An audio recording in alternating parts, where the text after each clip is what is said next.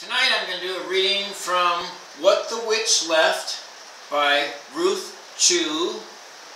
This was published by Scholastic Book Services in 1973, and this is a book that I read multiple times in the 5th grade. I think it's probably like 4th grade or 5th grade reading, but maybe it was the 4th grade. I don't know. So I'm going to start with chapter 1. What do you keep in here, Katy? Louise walked over to the tall closet, the tall chest of drawers in the corner of Katy's room. The chest was dark and old and covered with scratches. Katy put down the black jelly bean she was using for an eyebrow pencil. I'm not supposed to touch the stuff in that chest. My mother stores things in it. Louise pulled open the top drawer. The smell of mothballs filled the air. Isn't that the sweater you wore last year, Katy? And here's your tweed skirt. Katy shut the drawer. They're too small for me, she said. And I told you, Mother doesn't want me going into the chest. Do you want to get me into trouble? Louise looked out the window at the pouring rain. I'm bored, she said. And I'm your guest, Katy. It's your duty to amuse me. She opened the second drawer. It was filled with old sheets and blankets. It won't hurt to look at the things, Louise said. Not that they're all that interesting.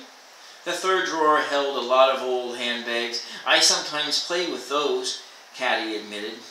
But I always put them back just the way they were so Mother won't notice. The bottom drawer was locked. The stuff in there belongs to Aunt Martha, Katy said. She left it there ages ago when she went on a trip.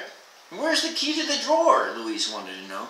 I think Mother hid it in her night table, Katy said. I found a key there one day when I was looking for some scotch tape. Your mother isn't home, Louise said. Katy grinned. She ran out of the room and came back a few moments later with a little key. It was worn and old, but it fitted into the lock of the bottom drawer and turned easily. Katy opened the drawer. Louise reached in and took out a little round mirror with a curly handle and a tarnished silver frame. We have to remember exactly how the things fit in, Katy said. Of course. Louise put the mirror on the floor and lifted a pile of cloth out of the drawer. When she shook it, the cloth unfolded. It was a long bathrobe with a big floppy hood. The cloth was worn thin in places, but it was still brightly colored in a strange pattern. Great for playing Arabs, Louise said. We're only going to look at the things, not play with them, Katy reminded her. She saw something that looked like a rolled-up pair of faded nylon stockings. I wonder why Aunt Martha would leave these here. She picked them up. They turned out to be a pair of flesh-colored gloves. Katy put them on. They fitted perfectly. Look, Louise, she said, aren't these funny? Aren't what funny? Louise asked. Katy stretched out her hands. The gloves, she said. I don't see any gloves. Louise put down the bathrobe and pulled a pair of battered red rubber boots out of the drawer. Your aunt never throws anything away, does she? Katy looked at the gloves again. They were the same color as her hands. She couldn't even see them. She couldn't even feel them. Just then the doorbell rang. Mother must have forgotten to take her key. Quick, Louise, help me get the stuff back in the drawer. Katy put the rubber boots on top of the dented metal box that had a picture of a fruit cake on the lid. Louise folded the bathrobe and stuffed it in with the other things. She put the little mirror on top and shut the drawer. Katy locked it and dropped the key into her pocket. The doorbell rang again. Katy ran downstairs to answer it. A thin woman wearing a red raincoat and carrying a red umbrella stood on the doorstep. Hello, Katy, she said. Oh, Miss Medwick, Katy said. Come in. I forgot it was Tuesday. Tuesday was the day for Katy's piano lesson. The piano teacher came driving into the house. She closed her umbrella and left it in the corner of the hall. Then she took off her wet raincoat and gave it to Katy to hang up. Miss Medwick stood beside the piano bench and cracked her bony knuckles. "Come, Katy," she said, "let's see if you can do better this week. I hope you practiced your scales." Katy hadn't been near the piano for days. There were always better things to do. She sat down on the bench, put her fingers on the keys. Suddenly, she started to play. Her fingers ran through the scale without making a single mistake. When she finished, she looked at Miss Medwick. The piano teacher was smiling. "Katy," she said, "that was just fine. Now, let's just hear Swans on the Lake." She opened the music book. On the piano, Katy played the little piece. She was surprised at how easy it was. Miss Medwick looked at her in amazement. "Let's try something a bit harder, Katy," she said. She took a sheet of music out of the black folder that she always carried with her. She propped the music on the piano. Katy stared at the jumble of nasty little black notes on the paper. The music looked much harder than anything she had ever played. "This is what I get for not making a mistake," she said to herself. "I won't do that again, Katy." Katy struck what she thought would be a sour note. No sooner had she touched the key when all the rest of her fingers began to move. She played the piece of music all the way through. Louise had come downstairs and seated herself on the sofa at the other end of the living room. Katy looked at her. Louise didn't even have her fingers in her ears the way she usually did when Katy played the piano. Today, Louise sat and listened during the whole lesson. When it came time for her to leave, Miss Medwick seemed almost sorry to go. "You see what you can do when you really try, Katy," she said as she put on her raincoat. "I'm so happy that all my work with you is finally showing result." After Miss Medwick had gone, Louise said, "Katy, I didn't know you could play like that." "It wasn't hard," Katy said. "I guess I never really tried before." She looked out the window at the Brooklyn street. "It stopped raining. Mother should be home soon. I better put these gloves away before she gets back." Katy took off the gloves and ran upstairs to lock them away in the bottom drawer of the storage chest. Then she went back downstairs and sat down on the piano bench. She started to play Swans on the Lake. It wasn't as easy as before, but Katy played it to the end. She looked up. Louise had her fingers in her ear. "Is it really that bad?" Katy asked. "You sound just like the way you usually do." Katy frowned. She bent over the piano keys and played the piece again. There was the sound of a key in the lock of the front door. The door opened, and Miss Turner walked into the house. "Hello, Mother," Katy said. Miss Turner went to hang up her coat in the closet. "I heard you practicing piano, Katy. How was your lesson?" Miss Medwick said it was much better than usual. Katy turned back to the music and played Swans on the Lake once more. "That is better?" said Miss Turner. "Don't you think so, Louise?" Louise stood up. "I have to go now." I'll walk home with you," Katy said. "Hurry back, Katy," said her mother. "It's almost supper time."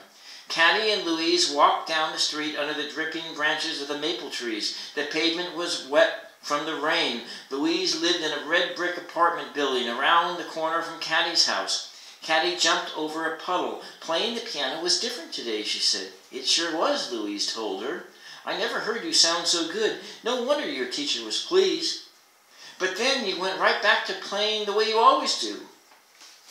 Katy was thinking so hard that she waded right through a puddle. "Louise," she said slowly, "do you suppose those funny gloves had anything to do with it?" "Of course not," said Louise. Chapter 2. After supper, Katy played the piano again. Her father was reading the newspaper in the living room. "Katy," he said, "would you mind practicing some other time? I'm rather tired, and I could do with a little quiet." Katy went upstairs. She knew it was silly, but she kept thinking about the gloves. Before she started her homework, she unlocked the bottom drawer of the storage chest. She found the gloves where she had tucked them in a corner. Katy put them on. Her mother was coming down the hall. Katy shut the drawer so fast her dress caught in it. When she stood up, Katy tore a small three-cornered rip near the hem of her dress. Miss Turner opened the door and looked into the room. "How are you doing with your homework, Katy?" "Fine," Katy said. She sat down at her desk and opened her spelling book. She wrote each word on her list 5 times. When she had finished, she looked at the paper. Her handwriting seemed better than usual, much better. Katy went on to do the rest of her homework. Her arithmetic was finished in almost no time. Katy found herself making neat rows of numbers and adding and subtracting them with no trouble at all. When the homework was done, Katy remembered the tear in her dress. If she asked her mother to mend it, her mother would want to know how Katy had torn it. Katy decided to mend the dress herself. She tiptoed down the hall to her mother's bedroom to get a needle and thread. Then she came back to her own room and took off the dress. She sat on the edge of her bed in her slip. The hardest part of sewing for Katy was threading the needle. She sucked the end of the thread and poked it into the eye of the needle. To her surprise, it went right through. Katy and Louise often sewed dolls' clothes. Katy's stitches were always big and clumsy. Now she made tiny stitches and darned the torn edges together so the hard lines of the plaid matched. It was hard to see that the dress had been torn. Katy didn't even prick her finger when she was done. She looked at the dress. It didn't seem possible that she had done such a neat job. Then she remembered the gloves. She sat down for a long time. If they're magic, she said to herself, there's only one way to prove it. Katy put on her dress and went downstairs to the piano. She played Swans on the Lake. Mr. Turner was taking a nap behind his newspaper. When Katy finished playing, he opened his eyes and said, "That's very pretty, Katy. Play it again." And that was 2 chapters of What the Witch Left by Ruth Chu, published in 1973. And as I said earlier, this was one of my favorite books from when I was in grade school. And what I like about it, I've read this book several times. As an adult, I've read it, and what I like about this book, or like the writing of it, is the tightness of the lines and the lines that, and they remind me of Charles Bukowski's prose writing, and I'll probably read from him at a later date. And Charles Bukowski, in like Factotum, his lines are just tight, and they don't have not too many words, and there's a lot of this brevity and this tightness, and you can read through it so quickly, and it almost seems like when you're reading through it that his writing is as simple as like 5th grade, 6th grade level writing, except that it's written for adults.